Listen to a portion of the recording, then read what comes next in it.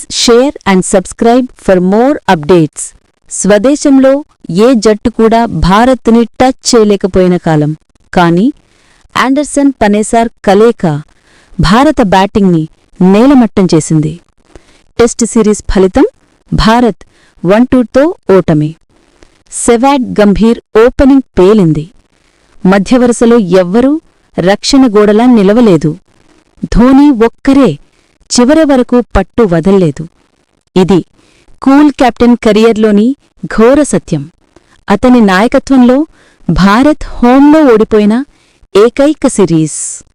ధోనీ చేసిన కఠోర నిర్ణయం, సెంటిమెంట్, పేర్లు, గత గౌరవాలు పక్కన ఫామ్ లేకుంటే కట్ అంతే. గంభీర్ అవుట్. అతని తొలగింపు అప్పట్లో ట్రోలింగ్కు కారణమైందేమో, కాని సంఖ్యలు అబద్ధం చెప్పవు.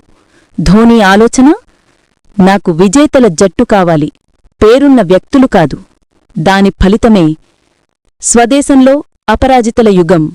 ధోనీ తీసిన కఠిన నిర్ణయాలే 2013 నుంచి 2024 వరకు దాదాపు 11 ఏళ్లు భారత్ని హోంలో ఓడించలేని స్థాయికి తీసుకెళ్లాయి. కొత్త కోర్: కోహ్లీ, పుజారా, జడేజా, అశ్విన్, రోహిత్. స్పిన్ ధాటికి ఏ జట్టూ నిలబడలేదు. ఇది ఎలాంటి ఆదుర్చికం కాదు, ధోనీ వేసిన బిల్డింగ్ బ్లాక్స్. ఇప్పుడు గంభీర్ మళ్లీ రీఎంట్రీ. ప్లేయర్గా విరామం తీసుకున్న తర్వాత బోర్డ్ ఆఫ్ కంట్రోల్ నుంచి మళ్లీ దేశ జట్టులోకి అడుగుపెట్టిన వ్యక్తి.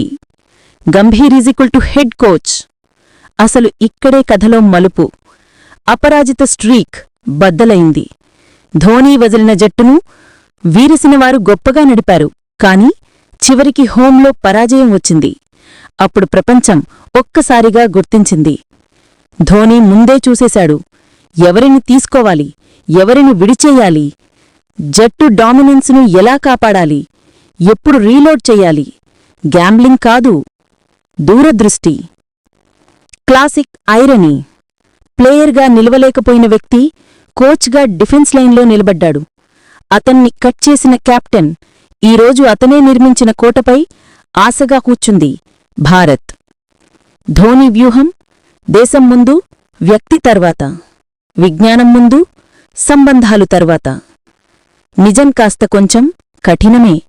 ధోనీని అప్పట్లో చాలామంది విమర్శించారు.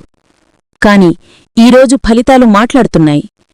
అతను మనలో ఎవరికీ కనపడని భవిష్యత్తు కూడా చూడగలిగాడు.